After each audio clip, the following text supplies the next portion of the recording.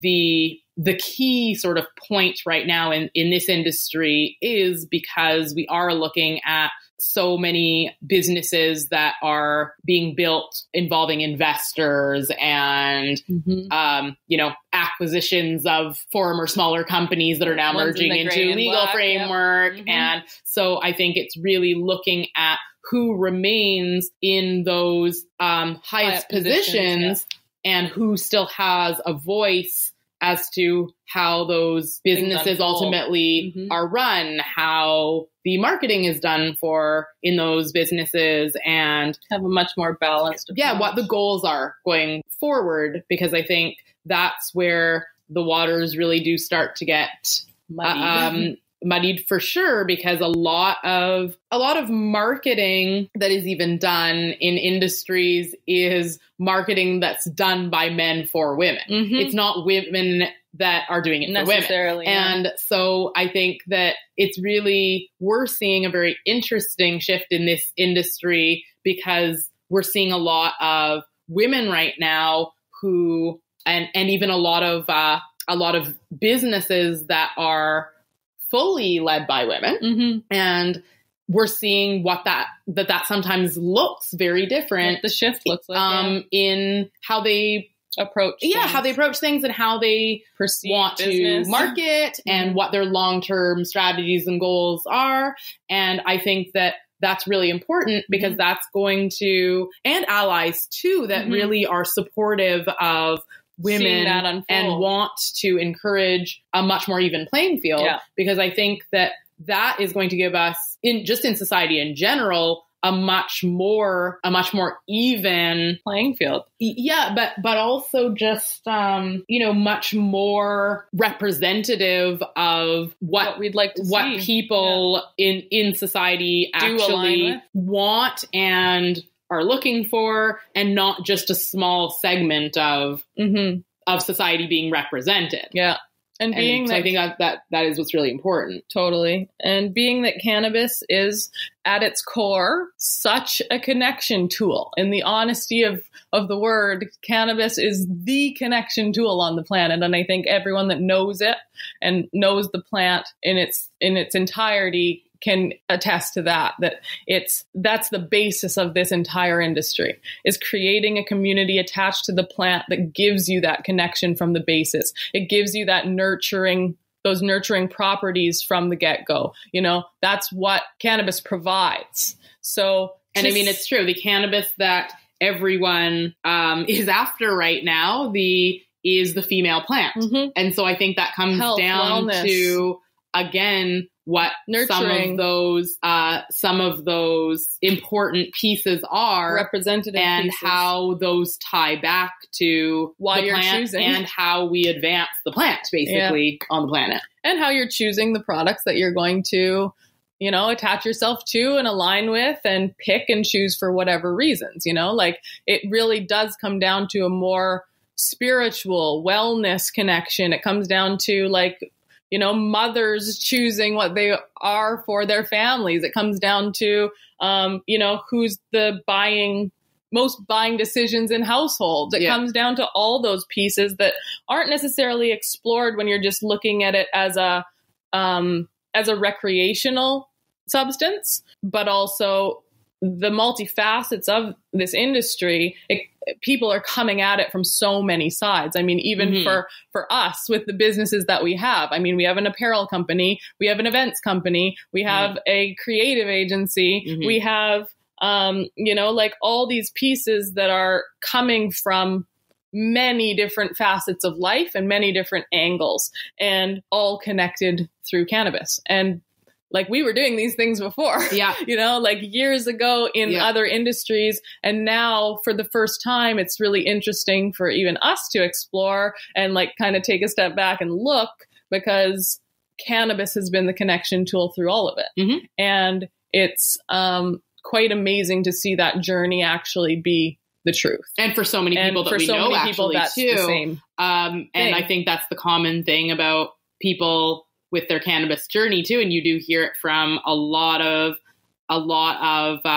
entrepreneurs in the space that are creating women, have very similar experiences in that way that led them on that path and to the journey to cannabis, and the reasons why they want to advance the plant and their businesses in the way that they do. Yeah. And a lot of that comes down to the sharing of information and real stories with other women, and the sense of empowerment then that gives on a much larger scale. And I think that is exactly what really ties back to this diversity piece, is the fact that women are looking a lot of the time to connect with or see another woman who they view as more similar to themselves. And so, especially in business, they're looking for mentors and I'd say men are looking for that too on the scale. Humans are looking for that. It's just, it gets very misguided when you're not developing that and not honoring that from the get-go. It becomes very clouded. That is at the basis of all business, all deals, all things that get done on this earth. That's the basis of it. We all want to be seen. We all want to be heard. We all want relatable examples of people that feel, look, and sense like us. Yeah. And it's not secular to women. It's just that we have different traits than sometimes men often do. And they are looking for quite similar things at the grand scheme of things. It sometimes gets clouded. I mean, you see it all the time in industries that are traditionally more male dominated. There will be women who work in those industries, but a lot of the time they are still taking a backseat kind of position or a behind the scenes position, and not putting themselves on that same platform or on that same level as the men with their exact same skill sets in those industries. 100%. And I've certainly seen that very often in the tech industry would be a prime example, but in finance, obviously, in law. So it's about changing the perception. Yeah. And the way that, that I think people are maybe approaching looking for those connection pieces in those early days when they are looking and seeking, like you said, men will go and seek mentors in business much more easily than a lot of women will even start that process. Yeah. And without and I think that's just a timing thing. It's just, it hasn't been long enough where there have been a lot of examples of women in high power positions in these booming industries in modern times right now, really taking the lead and taking the charge, going after investment dollars in a comparable way to the way that a lot of men do. And so I think that the more that that's happening, the more women that do want to start businesses or have started businesses and maybe are figuring out those pieces will seek that additional information or those mentors or that community to assist them to get there. And we have seen in the last few years a lot of business communities specifically targeted at women or women and allies pop up, including investment circuits and accelerators and all kinds of different avenues that previously certainly didn't exist on the level that they do now. And we need much more of it. We're nowhere close to where we obviously need to be, but it is very important to have those conversations and to be looking at pushing things and carrying things forward in that direction for the future as we progress here. And especially as we progress on an international level in cannabis and hemp, it's very important. Because at the end of the day, it's power in numbers, and women are half the population, and we just need to be able to balance that out. And that's that.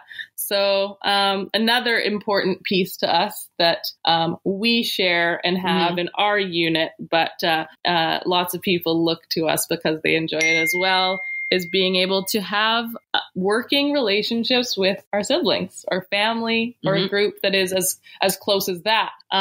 What is that like working with me, Tam?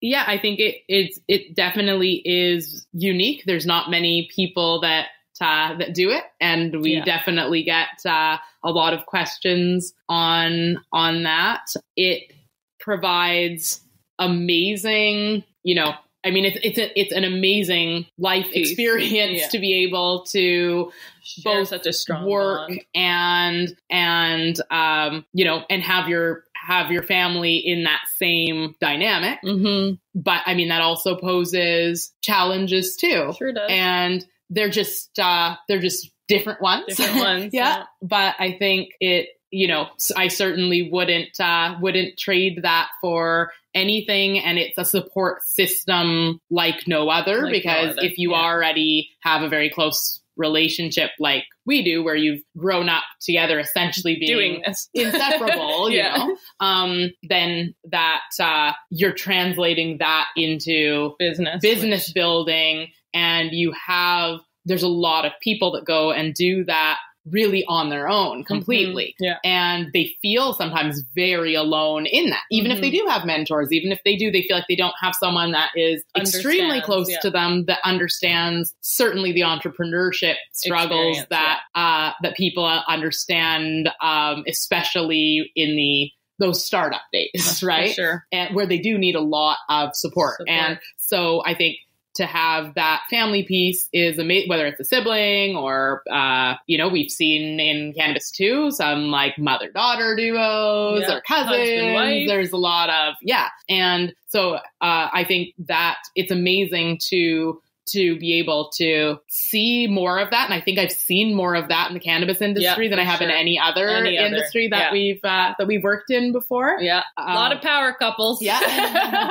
Power duos. And I guess I should say too about that, power couples where women are at the helm, actually. Yeah, that's very true. And not power couples where it's more like the man's taking the lead for sure and the woman's like the assistant, like actually the complete opposite. Yeah. Right? Many times. And so, or much more even. Yeah. So I think that that's amazing to see. We've actually encountered it a lot in cannabis where there are a lot of men who are actually like, ask my wife. She runs the numbers of this business. Yeah. And I think that's amazing to see because that's not common. Quality. Right? Not common in a lot of other industries. Yeah. And so it's really lovely to see. That piece too is really, really important. But I think if you don't have the family piece, then that sense of community, chosen family. Yeah, exactly. That sense of community is just as important. Yeah. And it's just you have to find your people. That's all. Your people that resonate with you, and it's important to go out and do that. Yeah. Because those are the people that are going to be able to assist you on that journey. They have at the end of the day. Stories and advice and different experiences than you may, some of the similar ones that you can relate over. And I think that is really, really important and really crucial in high stress circumstances, and which obviously a lot of people are in this industry right now because there's a lot of uncertainty. Yeah, things are people are in startup mode in businesses. We're basically in the equivalent boom of the tech boom in the valley out here, especially like in BC, like in the hub.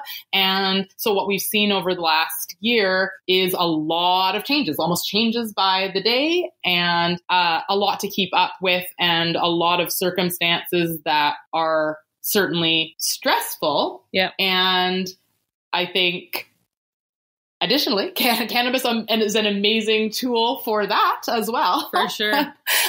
So that is well paired, I think, actually in this industry. And we have seen a lot of talk about that too, in using cannabis for mental health and for wellness and everything. But allow yourself to break. Yeah. That's the advice. If you have someone that you align with, that you can share in cannabis, share in business, share in enjoyment through life, allow yourself to take that break with them. And, as much as we're hustling to get things done, that's an important piece too. Sometimes that's an accountability piece as well, especially if you're a workaholic person. Yeah, is to be able to hold yourself and the other people around you, accountable for also that work-life balance piece. And I think sometimes that that's what is nice about having your family there is you're able to do a bit more of both. Yeah. And sometimes it's just even about having that small window of time where you just say, okay,